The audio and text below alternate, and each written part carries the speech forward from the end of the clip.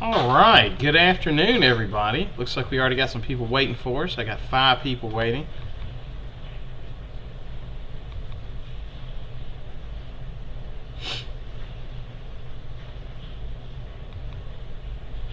Okay, good afternoon everybody. Alright, good afternoon everybody. Looks like we got about 5 people waiting for us already. That's good.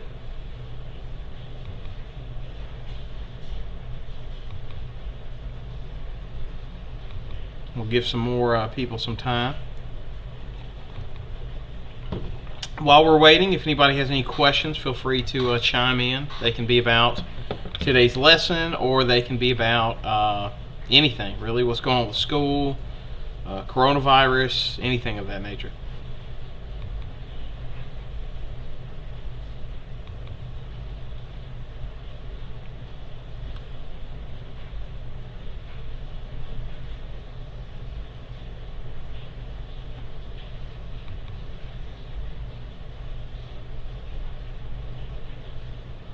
And I'm going to wait till I get at least 10 or so people in the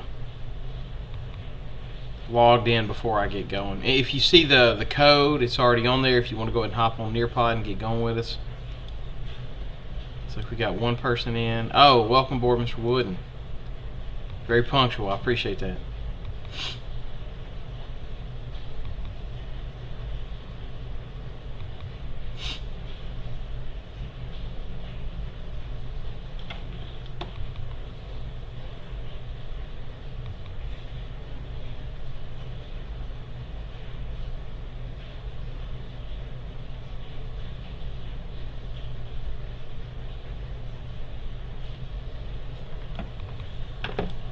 Okay. Oh, thank you. Welcome aboard, Mr. Raby and Ms. Ross.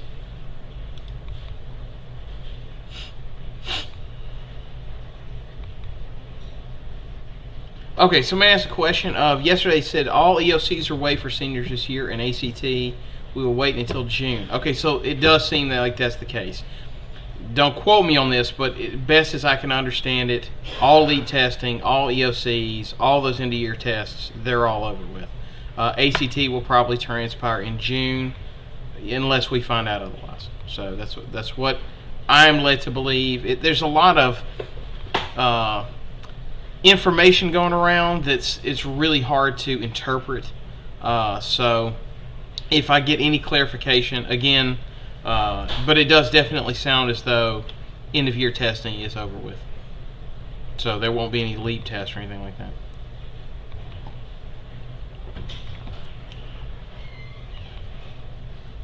Any other questions? Oh, welcome aboard, Ms. Quinn. Ms. Mack. I'm sorry, Ms. Young, sorry.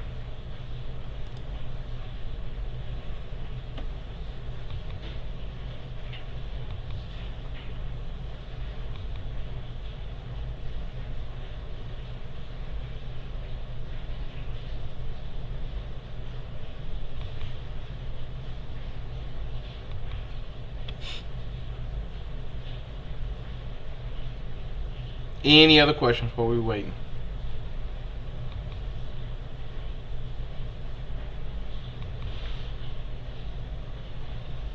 I'm going to leave a code down in the notes.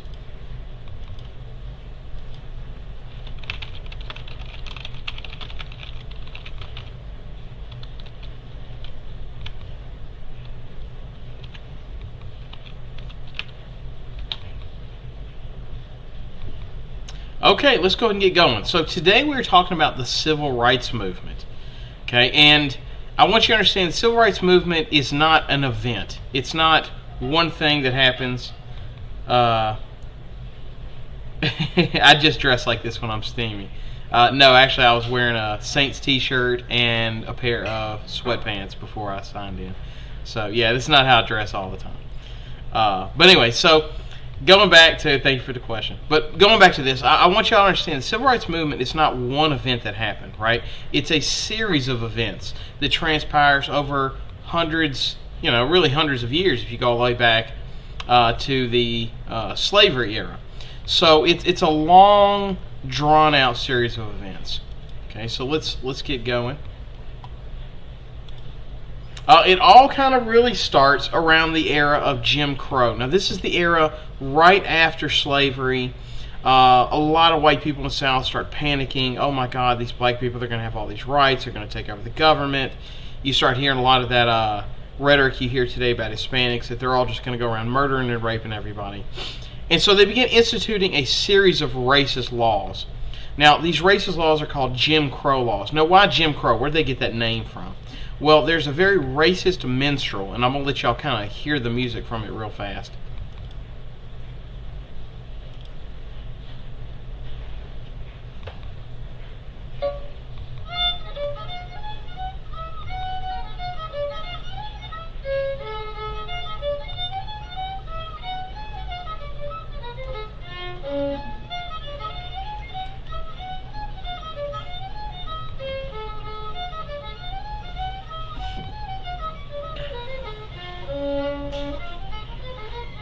And I want you to look at the imagery. By the way, those are not black people. Those are white people in blackface.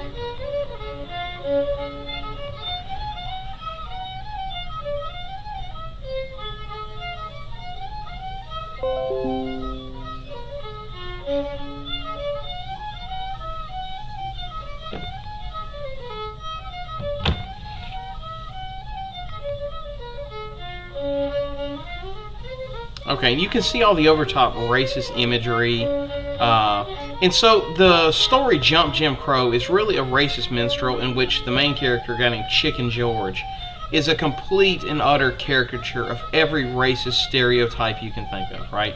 Chicken George can't be trusted. He'll rape women if he's left unchecked. He cannot help himself from stealing. You know, he's an over-the-top racist caricature of black people. And so because the racist minstrel is so popular, they kind of tether that to the name of these laws, which is a package of laws. It's not a single law, all aimed around trying to stop black people from voting. And so that's where it gets the phrase Jump Jim Crow, is from this racist minstrel. So I asked the question, what was Jim Crow? Where did it come from? And welcome aboard, Miss Fraser.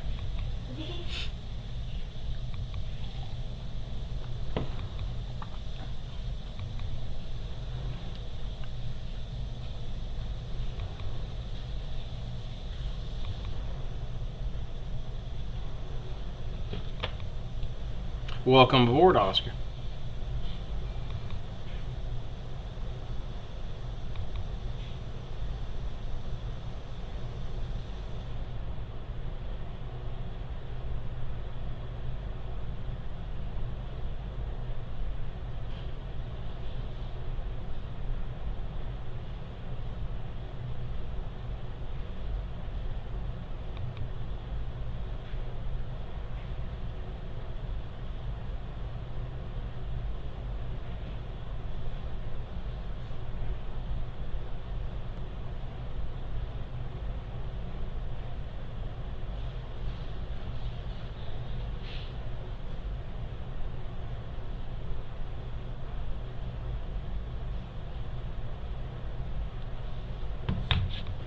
That's right, the racist minstrel, absolutely.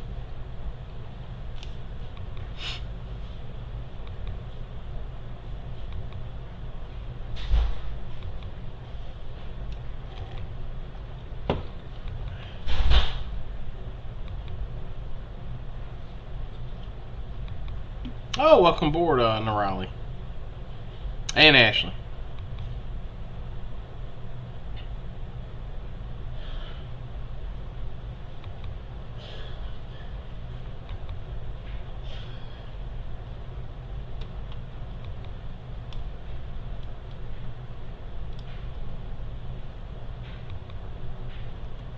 Okay, let's move on, shall we?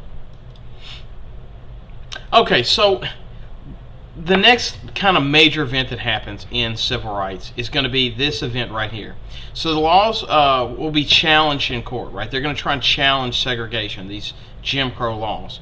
When a guy named Homer Plessy decides to board a whites-only passenger train.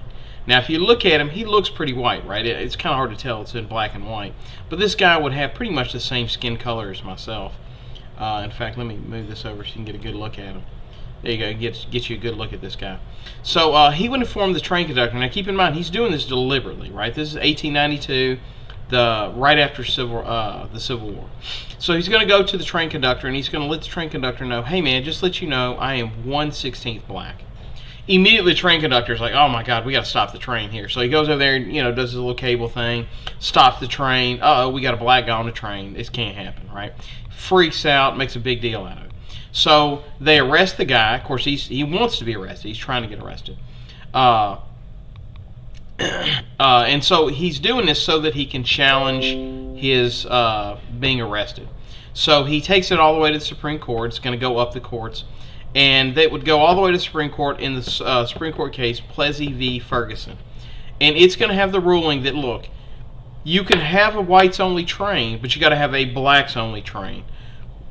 Or if you're going to have a train, you got to have a white section and a black section, right? But you got to have some facilities for black people, because otherwise you're violating their 15th Amendment right, the right to equal protection, right? So it comes with this ruling that you're going to hear constantly, which is separate but equal. Of course, you immediately experience it, you realize separate is never going to be equal, right? I mean, I don't have to tell you the stories, I'm sure you've probably seen them, of the black schools and the white schools, and how the black kids got the leftover books that the white kids were getting ready to throw out, and so on and so forth. Okay, so what was the decision of Plessy v. Ferguson? What did they decide?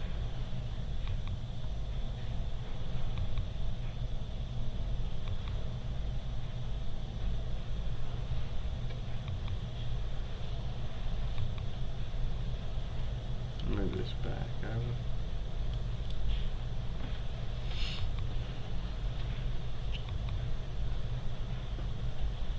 What did they decide in Plessy v. Ferguson?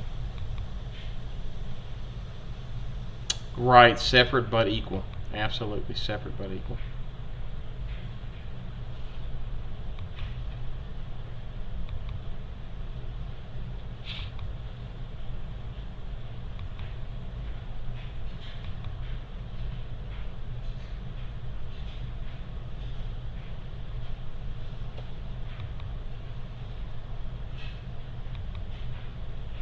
Correct. They should all be separate but equal.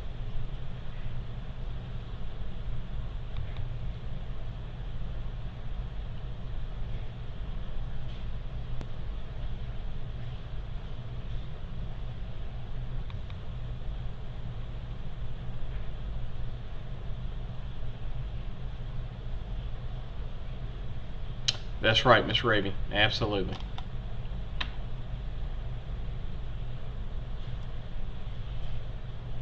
Okay, I'm going to give you all about another minute. Oh, somebody dropped out here. Okay, let's move on. Okay, so following this event, you're going to see a rise of this terrorist organization known as the KKK. Y'all probably already heard it before. They would often lynch black people, and they supported anybody, and they supported black people having no rights. They would often lynch people that supported black people having rights. That's what I was trying to say. Their most notorious customs included dressing white sheets and burning crosses. Now, this is all going to come to a head with the lynching of an elephant. Right? I know that sounds weird, but there's an elephant named Mary. And Mary accidentally kills its trainer. Does not mean to. It steps on its head. Of course, it's, a multi-ton animal. And it crushes the trainer's head like a watermelon. They flip out so much over this, they go and they get a crane. And by the way, that's an actual photo. They get a crane and they lynch this elephant. And this kind of provides a shock moment, a way to kind of let the world know, hey man, it's getting really out of hand with all these lynchings down in the South. And it's sad that it took an animal getting lynched for this to happen, but again, that's kind of going to be the genesis of how we have the anti-lynching laws that we're going to end up passing. Okay, so what did they lynch that shocked the world? What was it? Oh, that's all right, Flower Star. Flower Star says they're late.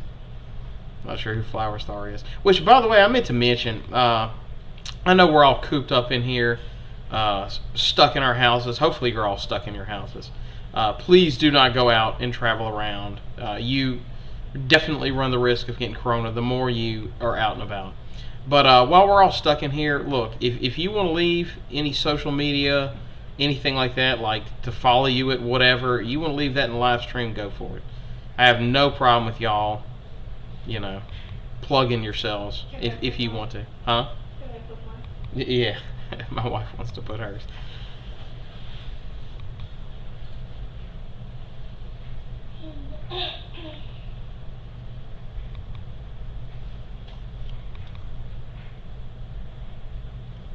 That's right. Oh, welcome, Miss LaDuff. Yeah, basically they lynch an elephant. It gets out of hand. That's my wife, by the way.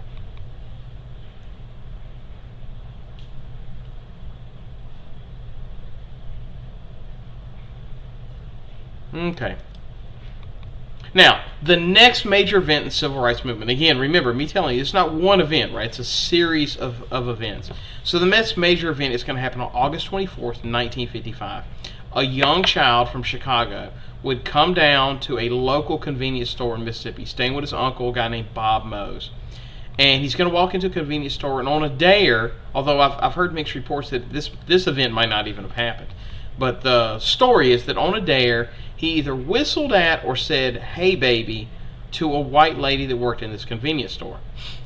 Whether or not it happened, she goes and tells her brother and her husband. And the two of them decide they're going to go kidnap this kid. So on August 28th, they go out, they kidnap this kid in the middle of the night at gunpoint, and they drag him out. So what did Emmett Till do to cause his attackers to kidnap him? What did he do? Or let me say this. What was he accused of having done? He may not have done it, but what was he at least accused of having done?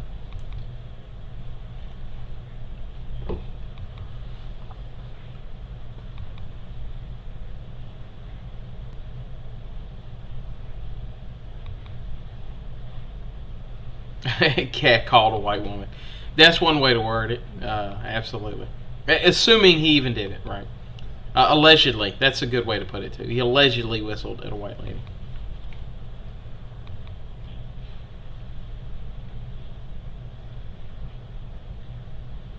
Oh, welcome aboard, Miss Marks. Welcome aboard, 10.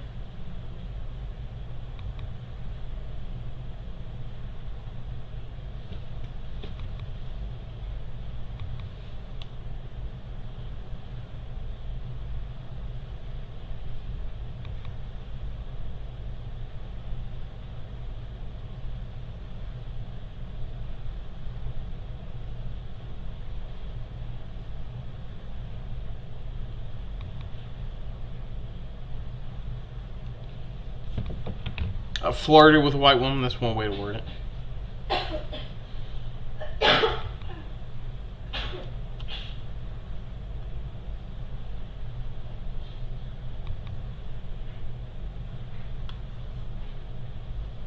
Okay. So the men would round up other races' men who would kidnap him and beat this poor boy to death. They mutilate his body. You can actually look it up. I'm not going to post it on this, but it's pretty gruesome what they do to his body. They would tie his body to a fan belt and throw him into the Mississippi, and it's these two guys right here. Now, the sign, by the way, this is the sign to commemorate it. Real fast, if anyone wants to put it into YouTube, put a comment. What is it you think is messed up this sign so bad? Any guesses why this sign's so messed up looking? See if anybody wants a little extra kudos, so to speak. Just toss it in the chat. What you think all these holes in the sign, what caused it?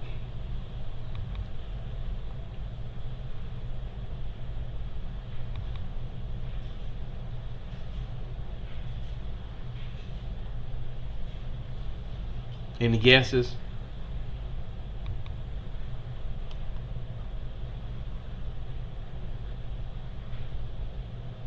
Okay, yeah, a couple people got it right. Right, these are bullet holes. Yeah, apparently there's a popular event for racists to go and shoot at the Emmett Till memorial sign. So that kind of gives you an idea of the. And by the way, this is not old, right? This ain't a sign that was shot up 50 years ago. This is fairly recent, so kind of tells you the state of racial division that still exists in Mississippi. Now, with Emmett Till's body, they begin to dredge the river. And the problem they face is not can they find Emmett Till's body, right? The problem is they find so many bodies that had been lynched and thrown into Mississippi, they can't figure out which one is his. Okay, so I want you to let that sink in. Apparently the Klan and other people had been dumping dead bodies of black people in the river so much they were having problems trying to figure out which of these dead bodies was Emmett Till's. Okay, I think it was close to like 200 bodies got fished out of that thing. So why do they have a problem trying to find Emmett Till's body? What was the problem?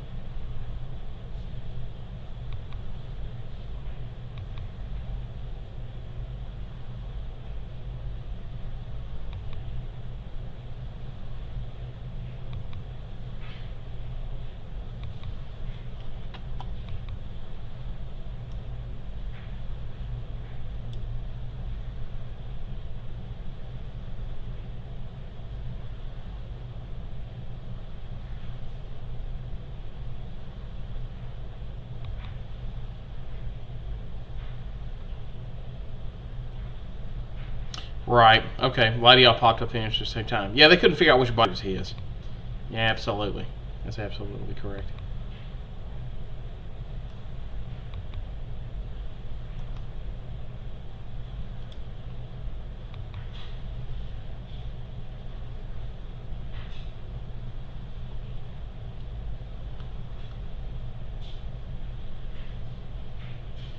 Okay. So, there's a picture of the body that you can see it right here. So the body they found had been horribly disfigured, first from the lynching and then from the river.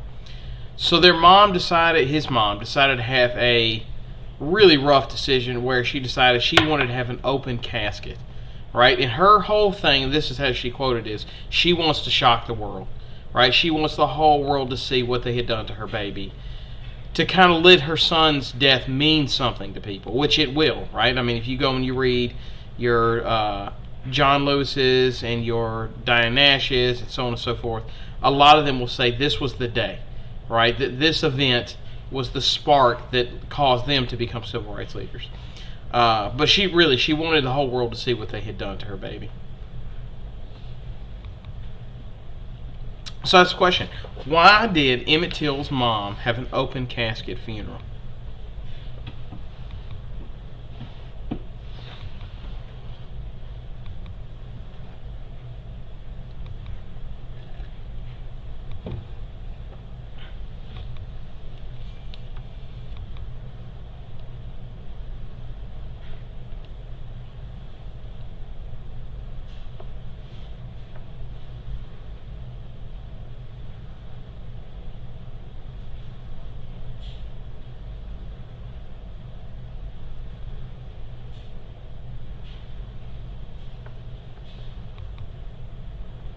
Sorry, I'm checking my email. I just got email from the school. No, never mind. I absolutely wanted the whole world to see what they had done to her baby. That's right. Now, after the world saw what had happened, for the first time in history, 2 white men are going to be put on trial for the murder of a black person. Right? So this is historic. They have a mountain of evidence, right? They have witnesses, they have testimony. The uncle goes in front, he testifies like, yeah, these are the guys that kidnapped my nephew. So they have everything you could possibly want. But in front of an all-white jury, the men are found innocent. Okay? Now, here's where it gets even worse. They know that because they have been found innocent, there's something called double jeopardy, right? And the way double jeopardy works is you cannot be tried for the same crime twice. So because they know they had gotten away with it, they go to a magazine called Jet Magazine, which is a famous black publication, and they decide to admit it. They're like, oh yeah, we killed him, we did it, he got what he deserved, blah, blah, blah. And that was the day, again, that most people that joined the civil rights movement were sitting around listening to them say, basically brag about having killed this young black man. That they decided, look, that's enough. We're going to become civil rights leaders. Okay, so why did the killers admit that they had murdered Emmett Till? Why did they admit it?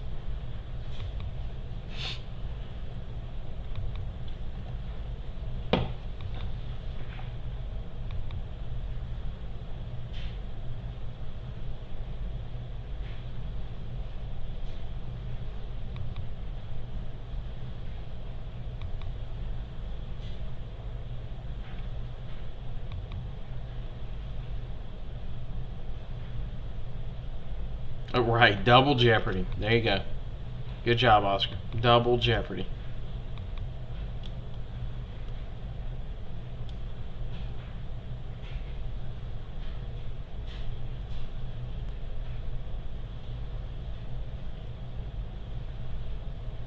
Yep, can't be tried for the same crime twice. That's right.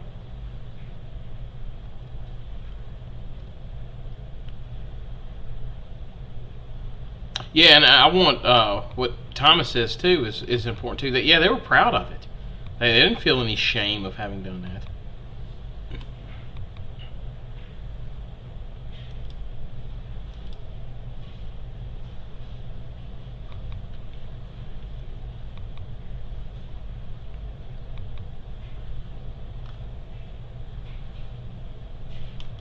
Okay.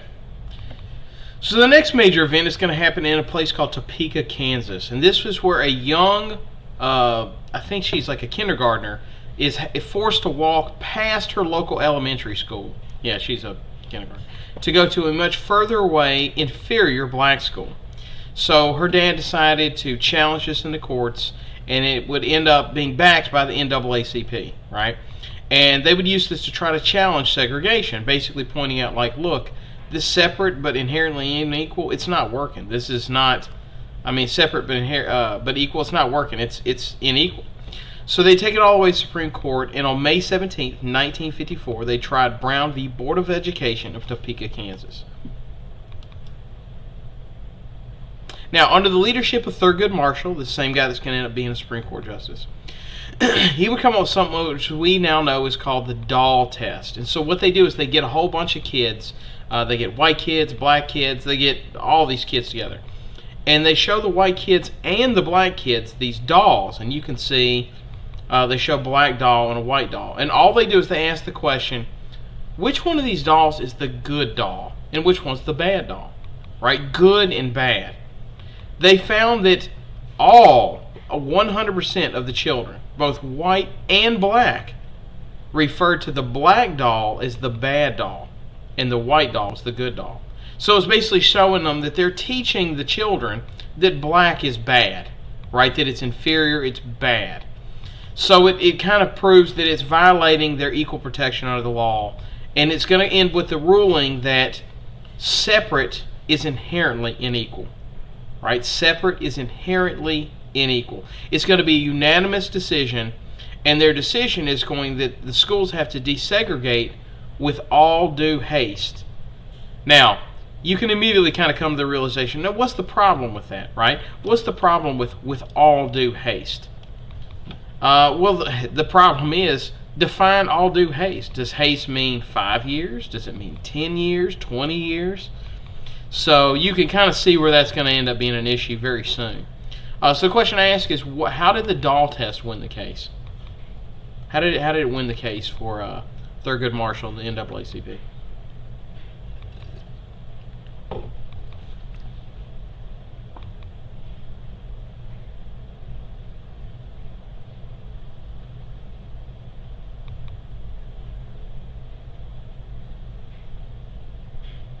That's a good point, Mr. Duff. Yeah, it proves the effect it had on the newer generation, right? The segregation. And I want to stress this too, because this is something that is often misunderstood. And that is this myth that, well, it's better for the black kids to desegregate, but it hurts the white kids, right? There's kind of a myth about that they're somehow hurting education. I want you to understand, segregation hurts both races. It hurts whites and it hurts blacks, right? Because obviously you've experienced that when you go to the all-black school, you're going to have inferior facilities, water leaks in the ceilings and inferior books and all that stuff, right? However, it doesn't do the white kids any service at all, because the reality of it is we live in a diverse world.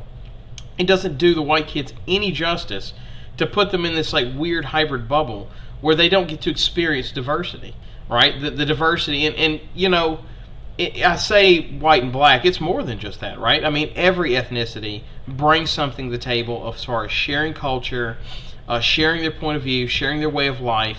And when you deny your students that, you're denying them the tool that they need to interact in the real world, right? How many people are going to get a job where it's, you know, not integrated in some way, where they'll never have to work with somebody from another country or another race or so on and so forth, right? So, yeah, it's doing them a disservice. And I want to point, like what Thomas says, you know, it's teaching these kids bigotry.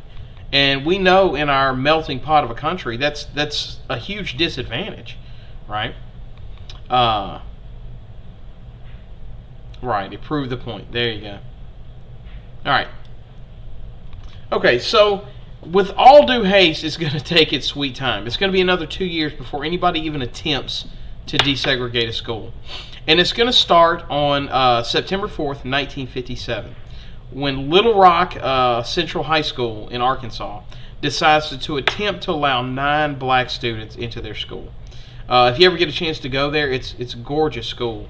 And the idea behind it is Arkansas is still in the South, where it's segregated, but it's far enough north where hopefully it's not going to be too bigoted, it's not going to be too much of a problem. But of course it is, right? It gets to be such an issue that they end up having to call in the National Guard to help these 9 kids go to school.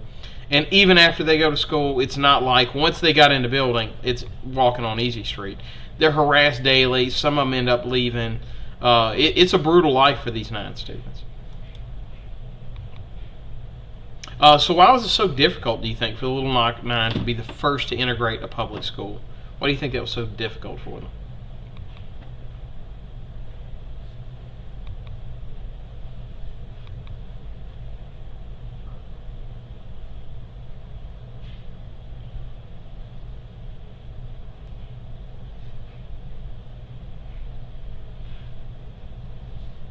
Okay, Mrs. Duff says because their skin.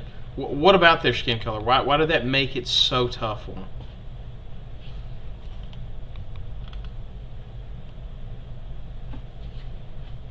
And one of the things I want y'all to tap into, especially if you're a black person reading this or following along, you know, what do you think would be the difficulties if you went to school and you were the only black student in any of your classes? Or maybe y'all have experienced that, you know? How's it kind of an awkward challenge in a way? Right, Thomas being harassed by whites. Same thing with Miss Ross being harassed. Same thing with Miss Young. Yeah, harassed daily. Curious if anybody's had that experience. If so, leave a comment. I'm curious to hear y'all's thoughts. If any of y'all have ever been the only black kid in a classroom. You know, how was that experience? How did it make you feel?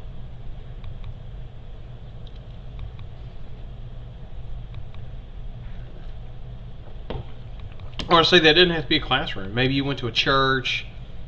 Maybe you were in some kind of weird social setting or something like that, where it's like you're the only person of your race in that room.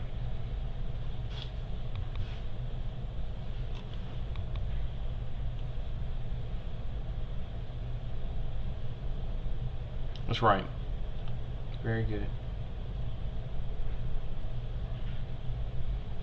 Okay. All right, let's move on. This one I didn't really have to cover it. I just kind of threw it in for fun. This is elementary school in New Orleans, and it was served as the inspiration for the famous Norman Rockwell painting, The Problem We All Live With. And maybe you have seen this painting, maybe you haven't, but it's one I find fascinating. Oops.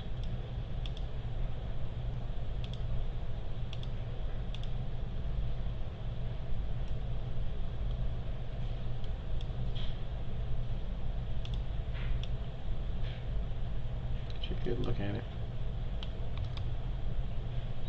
Okay, so what are your thoughts on The Problem We All Live With, this painting right here? What are y'all's thoughts on it? Yeah, Ruby is a pretty name. Let's see. Okay. Life of said it was uncomfortable. They could not harass you, though. Yeah, I mean, Fortunately, I would love to say that those days of being harassed are over. I can't guarantee that. Teen Squirrel says it's awkward and uncomfortable. Let's see. I feel like I'm the only different one, and it's weird. Yeah, especially if you go to travel. Crippling feeling of isolation. That's right. If you ever go to travel, one of the things that it is awkward, right? So, like the first time I ever set foot in, say, Japan, right, and I'm the only white person around, or Mexico, and I'm the only white guy around. Yeah, it is that fierce awkwardness in the very initial beginning that you do have to get adjusted to. I will say this, especially if you go to travel or you kind of go outside your bubble, so to speak. It is rewarding, right? And it, I've spoken about it many times in class, right? But that adding of diversity and the benefit it gives you.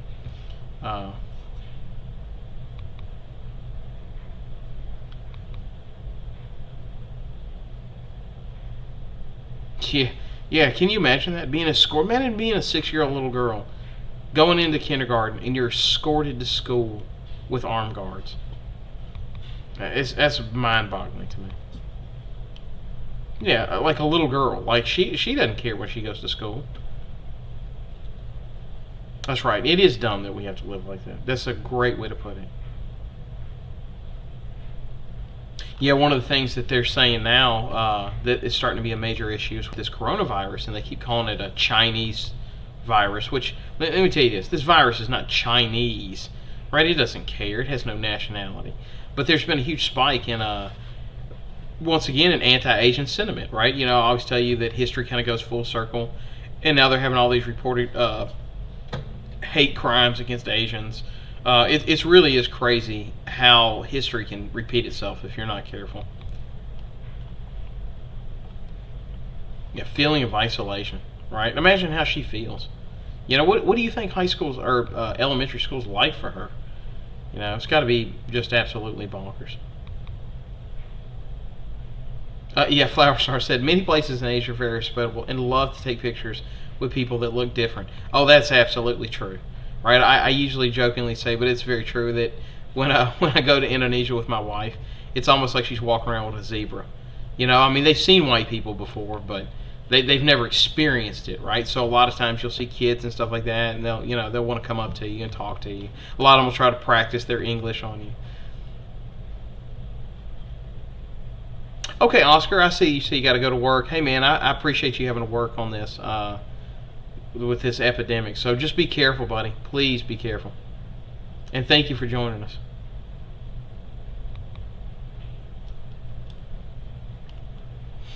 Okay, so the next major event, y'all probably already kind of know this, right? It's Rosa Parks. So in 1955, she sits on a bus. Now, what a lot of people like to think is that she's this old lady who won't give up her seat. No, she's young. You can look at her. She's college age. And that it was just an accident, right? That she was just tired and didn't want to give up her seat. No, it was planned, right? This was staged. They intended to do this. It was a deliberate effort. She wanted to get arrested. She wanted this to happen. So she sits on the bus, and I want you to understand, as I say that is not for me to downplay it, right? Because in a way, I think it actually makes it more courageous. Because if she is in a situation where she just doesn't want to stand up or something like that, it's very different than, can you imagine the fear and anxiety of her getting on that bus knowing she's about to start major chaos, major drama. So anyway, she deliberately sits in front of the bus. I'm sorry, hold on one second. I got somebody at the door. Rachel, can you get the door, please? So anyway, she deliberately puts herself in harm's way, and this is going to spark outrage. And so they're going to try and take it to the Supreme Court to try to fight. I'm sorry, they don't take it to the Supreme Court. They try to use this to rally support to have a bus boycott. Now, can you do it? Now, it should be of note that 9 months earlier, there was a 15-year-old girl named Claudette Cloven, and they had tried to do this with her. By the way, I see where you say you have work as well, Life of Lilith. That's fine. And again, be very careful. Make sure you practice distance, social proximity, stuff like that. So, but thank you for joining us. Anyway, so they decided not to go with Claudette Colvin just because they were afraid that since she was a 15-year-old pregnant girl, she would not be a good candidate for civil rights. Okay, so why did Rosa Parks refuse to give up her seat on the bus?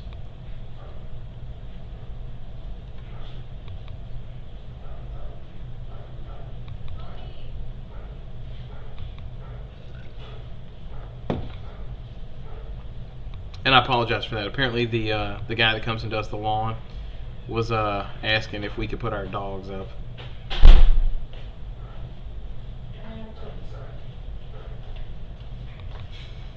Hey, the leash is over there if you need it.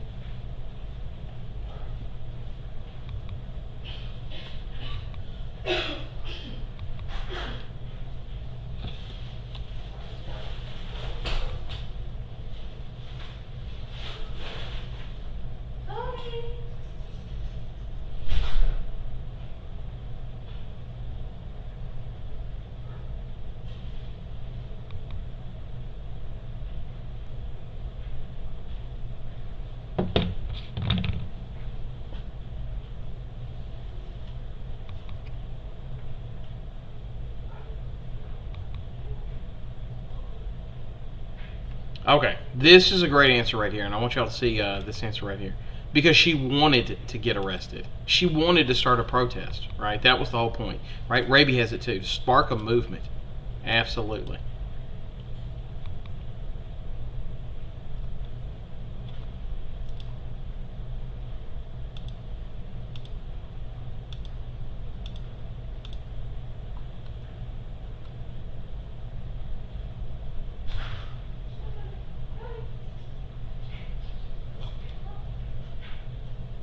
Okay. So, this would begin the Montgomery Bus boycott that would lead to an economic crisis for the bus system, right? They just couldn't function, and it started shutting down the buses, so now even the whites didn't have a way to get to work. It ends when they finally give in to economic pressure, and they decide to desegregate the buses. Now, the next guy I want you to learn about is this guy named John Lewis, right? And he's often left out of tests and stuff like that. And he is kind of like the Where's Waldo of civil rights, right? Anytime you see people getting beat up or fighting or marching for civil rights, this guy is always there, right? Now, I'm going to point out to him, you're going to see him in almost every picture, right? So civil rights can best be told from the viewpoint of this guy right here named John Lewis. He's part of the first Greensboro sit-ins where they refused to get up, and this is him right here. And they're often beaten and arrested, and it makes the national news where they're just going and sitting at lunch counters where the white people are supposed to sit. So how did the whites handle the Greensboro sit-ins? How did they respond?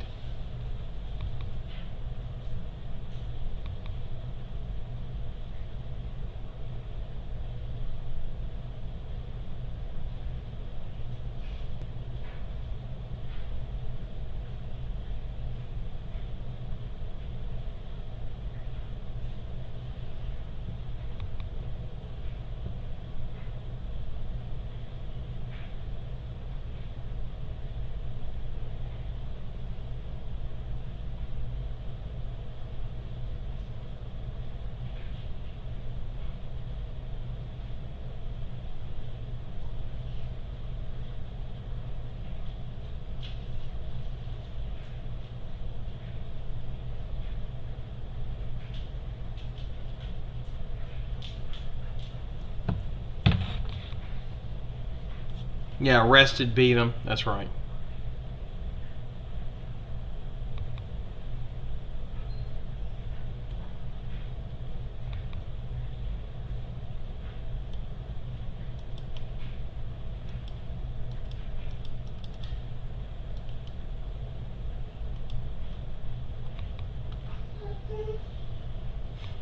My dog is not very happy at all. Hey, buddy. That mean old lawnmower guy. Yeah, I know. Hmm?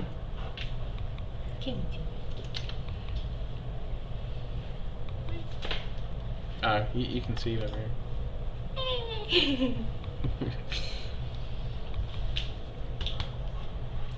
Okay.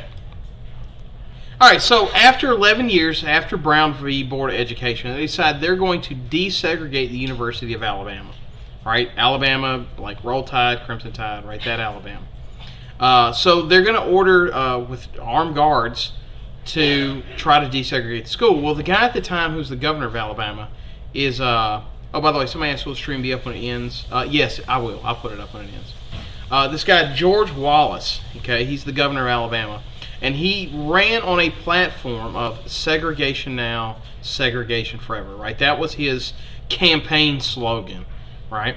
So he's going to actually go and stand on the front doorsteps of Alabama to try to block black students from coming into the university.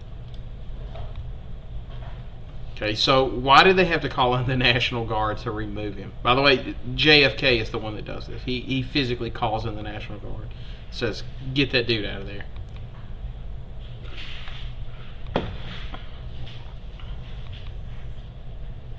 Oh, and as far as the live stream, will it be up later? Yeah, it will be up later. It usually takes about an hour, hour and a half for this live stream to become able for me to add a link into it. So as soon as I get done with this, I'll probably put up the live stream from yesterday's lesson. And that's probably how I'll do it on rotation like that. I'll do a live lesson and then post the day before's live lesson.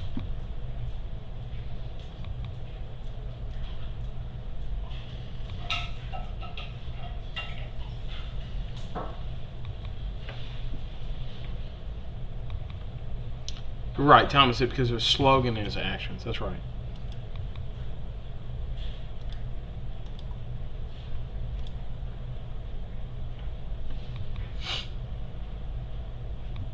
Right, he attempted to block the students from coming to school. Yeah, tried to stop all the black students from coming in.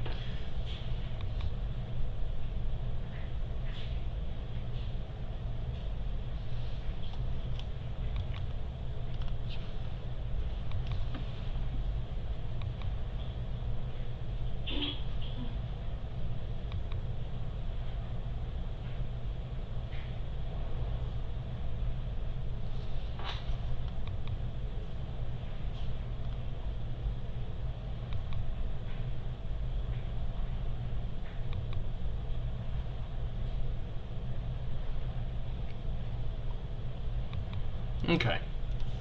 Alright, so the next major attack would be in 61 when John Lewis would take part, and again, John Lewis, something called the Freedom Riders. Now, the Freedom Riders, their goal was to start on these desegregated buses and drive this path, you kind of see this arrow right here, all the way through the South, and it was going to end in New Orleans. And the goal was to protest bus segregation, right, to show, look, we can all get along, we can all ride the bus together, it's not going to be the end of the world. They're not going to accept that. Not at all, right? Now, their goal is to make it from to New Orleans. The buses will never make it past Montgomery. They're attacked once in Birmingham, and you know they try to blow up one of the buses.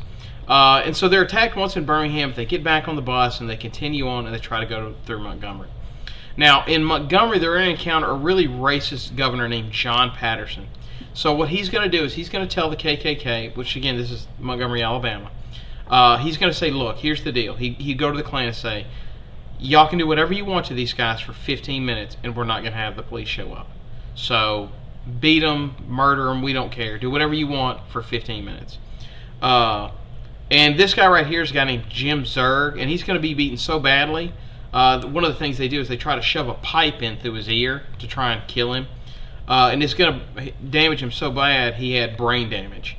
They kick another guy's teeth in. I mean, they really mess these guys up. And they beat him so badly that they decide, okay, we give up, right? Like, and I want to stress this too. They really went after white people, right? If they were a white person on the civil rights movement, particularly on these freedom rides, I think that the general person could kind of understand, well, of course black people want equality, right? Who wouldn't want equality? But when they saw white people helping these black people, you often heard them called race traitors, that they were betraying their race. And so they got beat mercilessly, right? Which, you know, is another reason, like people like Bernie Sanders, right? It was really dangerous for people in his era to be protesting and fighting for civil rights. So how did the Freedom Rides end in tragedy? How did it end in tragedy?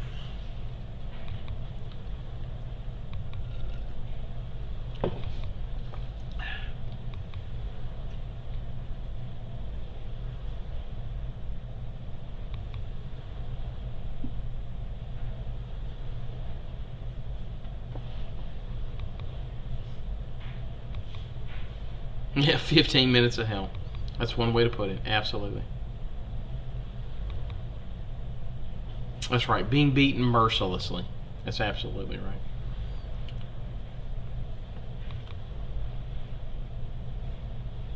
Yeah, they were attacked. Yeah, one of them got brain damage. That's right.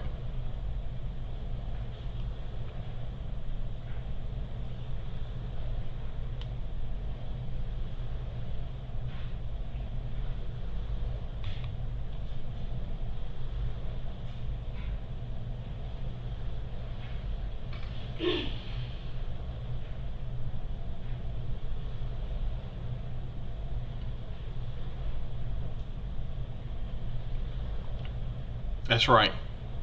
That's right. 15 minutes of being beaten with no help, severe injuries. That's right. Okay. So eventually in 1963, President Kennedy is faced with a very difficult position, right? On one hand, he's trying to show the whole world, look, America's united, we love each other, we're one nation, to try to promote America to the world stage, right? Because remember, we're in the middle of the Cold War. On the other hand, he wants civil rights, right? He's on board with civil rights. So he's got this like weird back and forth thing going on. Like, do I show us as being one united nation, or on the other hand, do I show the world what we really are and fight for civil rights? The civil rights leaders decided now was the time to act. So they decide they're going to march on Washington. Now, again, I want you to remember, going back to the other one, when FDR was threatened with this, he panicked, right? And so he decided, he's like, I'll just give them whatever they want. Kennedy decided he wanted to do something different. He said, look, instead of fighting this, let me use this and just embrace it, right? Let me be part of it, right? So he decides to make the bold decision. He's like, come on, one, come all. Let's have this moment where we can fight for unity, where we can fight for equality. And so they have the Civil Rights March on the front lawn in Washington. And this is where you have the famous I Have a Dream speech, right? So again, he's faced with a moral dilemma and he decides to support it. Martin Luther King gives his famous I Have a Dream speech. I might even upload a YouTube video for anybody that wants to hear it. You can easily find it on YouTube. But anyway, despite the success of this march, civil rights seem to go seem to be much further in sight, right? It's a great moment, but it hasn't amounted to a lot of policy change yet, right? Okay, so why did Kennedy have a challenge in dealing with the march and civil rights? What was his challenge?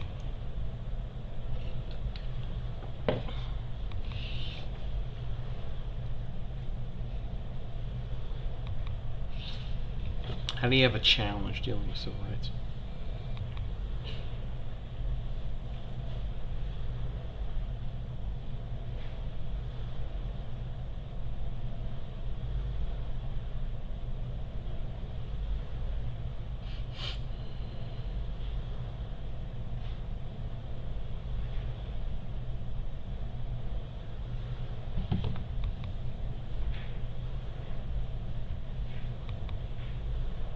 Oh, yeah, he was viewed as a race traitor by some. But, one of the things, though, is it seems like white people and black people alike both loved him. Mostly because he's very much a champion for the poor. He wanted to put in a lot of policy to try and help the poor. And he's the guy that did not get us involved in Vietnam. Yeah, there's that issue, though. I mean, he was a white guy fighting for civil rights. The big key I want you to get it is, there we go, Ravy, I want you to read this. He wanted to portray America as this country in unity, but he supported civil rights, okay, which showed the true colors of America, right? So it's hard to sit there on one hand and say, look, we're all one country, one team, one united nation, but then on the other hand also admit, yeah, we're all messed up and we're treating black people like crap.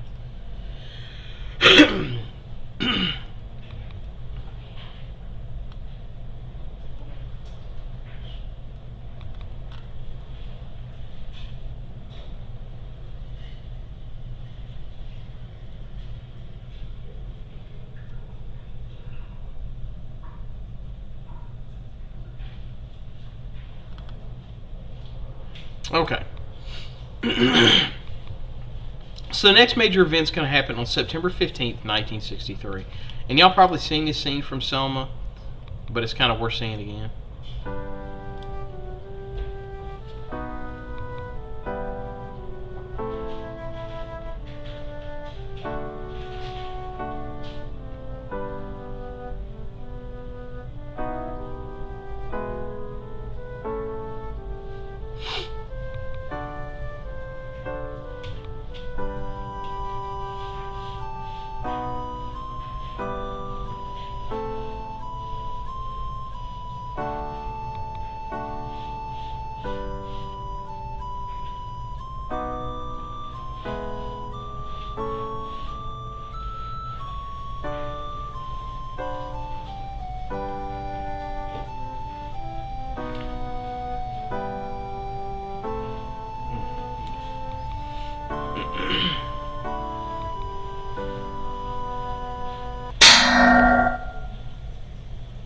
Yeah, it's kind of hard to watch. It really is.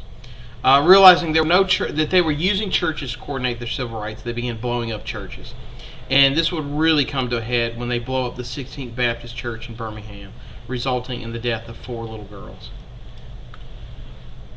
After the church bombing, civil rights leaders had the pressure they needed to force the passing of the Civil Rights Act. Now, remember me telling you, Lyndon Johnson's kind of like this guy. It's like he did a lot of good, but it's because he was kind of forced to. So this event's going to kind of force him into signing the Civil Rights Act. So what event led to the passing of the Civil Rights Act?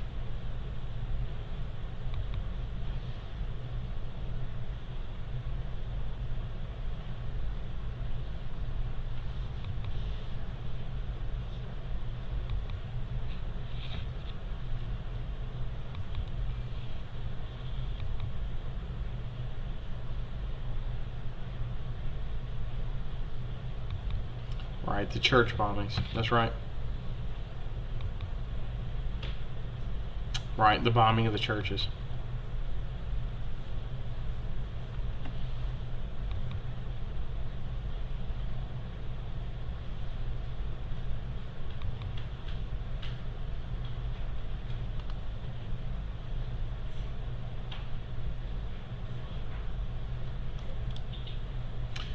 Okay, so the next major event, we're kind of getting to the big, heavy stuff here. Despite the passing of the Civil Rights Act, black people in Selma and many others in the South are still not able to vote. Under leaders like John Lewis, they organized and marched to go vote. And this is also met with violence, which is, if you've seen the movie Selma, that's what this is about. This would result in the death of some of those that marched, and the next day we'd get a Voting Rights Act. And I want you to kind of see the event as it happened. Facing your chef. The right to be in this court. Come on, let's go. We have a right to be in this court.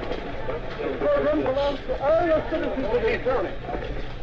We have a right to be here and will not in any way be interfering with the pursuit of traffic.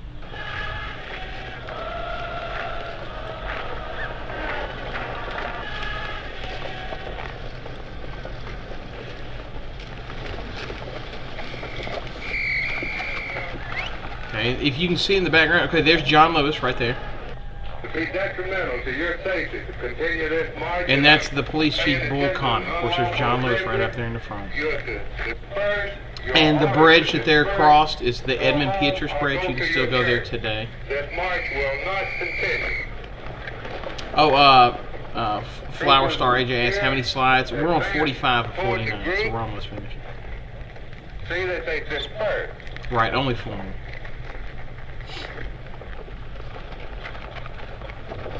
And of course, one of them is the climb to the top. Now, I will warn you, this is kind of disturbing, so if you don't want to watch it.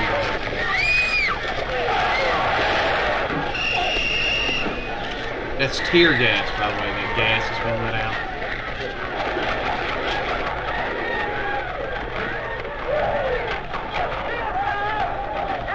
And this event is going to be known as Bloody Sunday.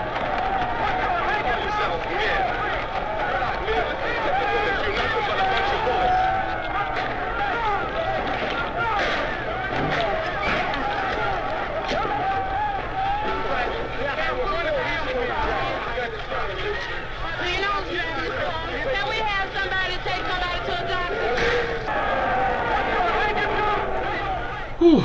Okay, so when it's all said and done, 14 people die. Okay, they basically beat 14 people to death in the middle of the street just for the crime of trying to vote. So how did the violence in Selma impact the world? And I want you to remember back to, remember I told you that story about how, and I showed you that video of the guy that was doing a movie, the Judgment at Nuremberg movie, where they cut in and showed that footage. By the way, that's the footage they showed, right? And can you imagine you're sitting at home and you're watching, you're listening to this guy talk about if they didn't know, it's because they didn't want to know, right? Remember me saying that? Okay, so here comes this guy. He's sitting there saying that, and they interrupt it. And remember, there's this myth that, oh, black people in the South, they don't have it that bad. They're just exaggerating. They're making it up. It's not that bad, right? And in the movie, it shows that, I want you to see, Raby, it shows that the situation is far more serious than it was led to believe. Yes, black people in the South had it that bad, right? They did have it that bad. When they were getting beaten to death in the streets, yeah, it brought it to reality, right? I mean, it's real easy to sit there. How many of y'all really got caught up in what happened in Hong Kong, or even know what happened in Hong Kong? It's really easy to just put it on the back burner and go, that's what's going on over there. It doesn't affect me. I don't know anything about it. It's a lot different when you're watching it happen in your living room.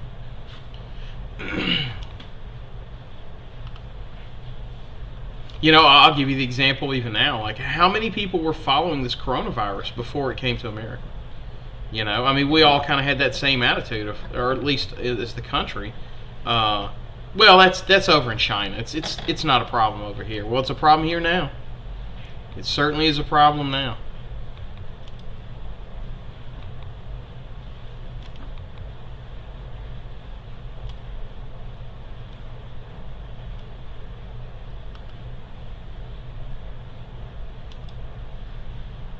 Okay, so on April 4th, 1968, they killed Martin Luther King.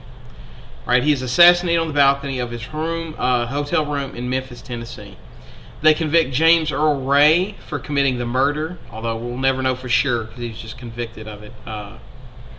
But he himself is put down. So the death would send shockwaves across the country that led... I'm sorry, I was confused. Yeah, he is convicted. So he's convicted. That's who they got for killing Martin Luther King. The death would send shockwaves across the country, which would lead to the second Civil Rights Act that is passed, and that's passed in 1968.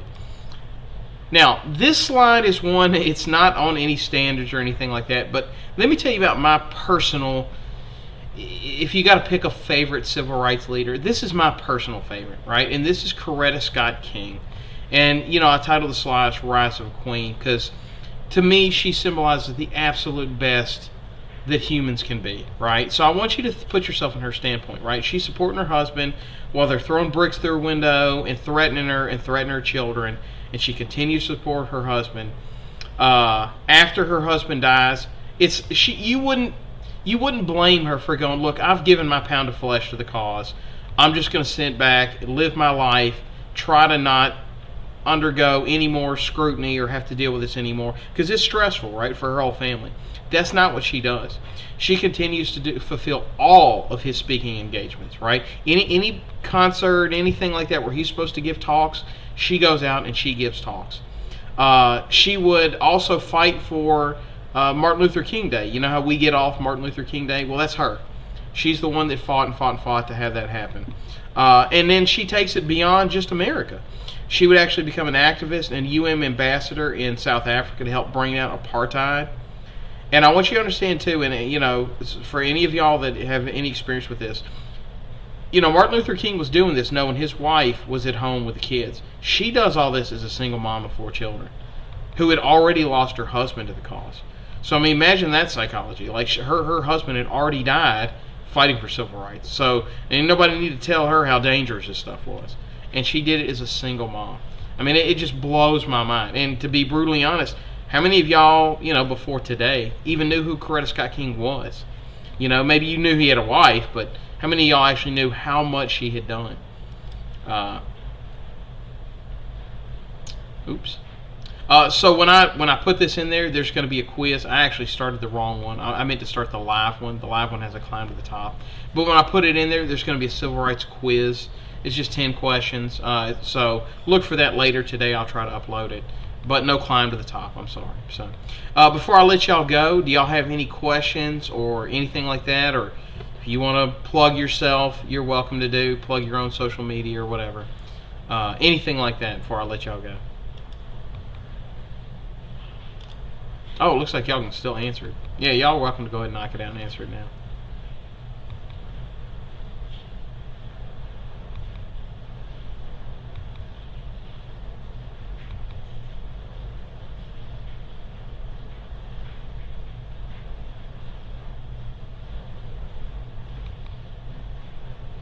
Okay, well, I'm going to keep this live stream going long enough for y'all to answer the questions.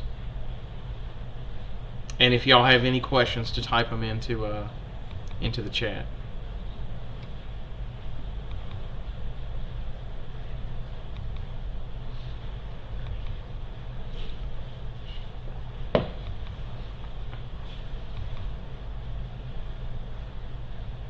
Just like y'all doing pretty good. I like it.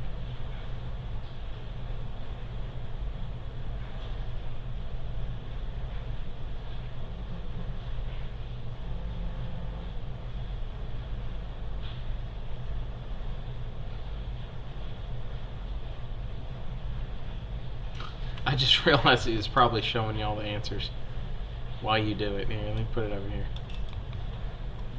Let's see who's doing the best here. Raby only missed one. Quinn had missed one. LaDuff had missed one.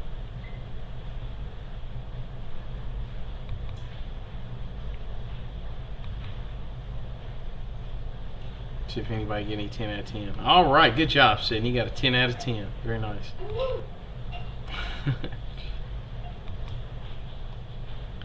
Okay. Let's see if anybody else is doing it. A couple other people answer.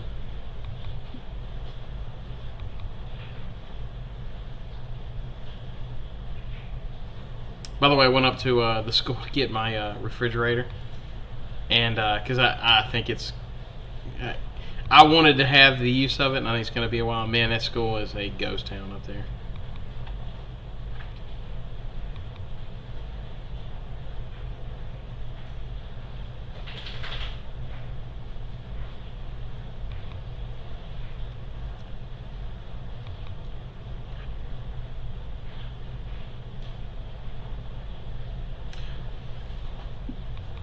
All right, look, well, hey, I want to stress to y'all how much I appreciate y'all's commitment to your education.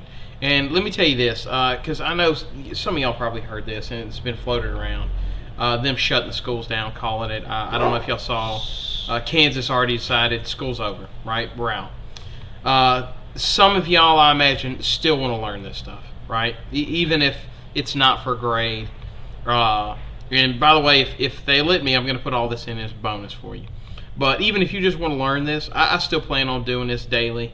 You don't have to, obviously. It's all for bonus. But, you know, if you just want to learn U.S. history, because, I mean, look, you're eventually going to have to get tested on it.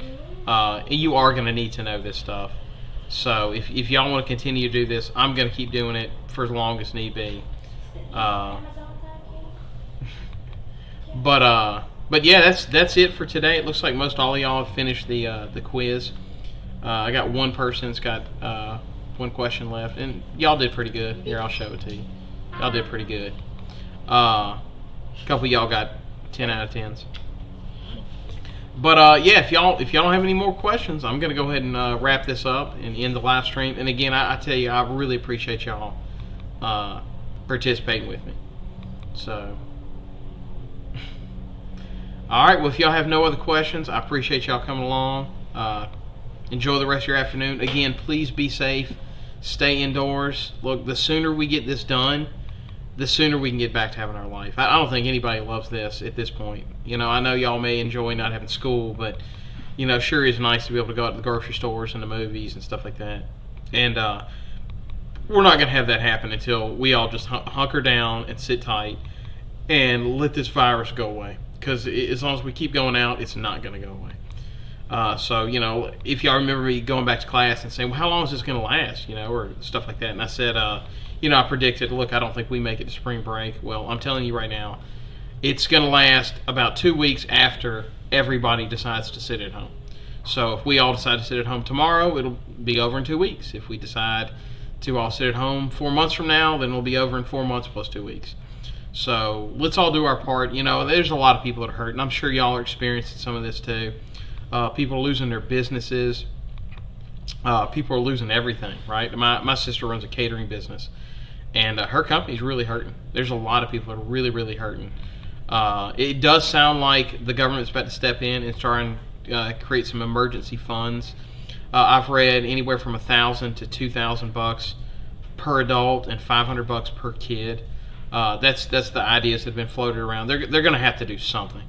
But there's a lot of different things that have been floated around, and to be honest, we don't know. But the goal of this is for us to end this and get back to normal life.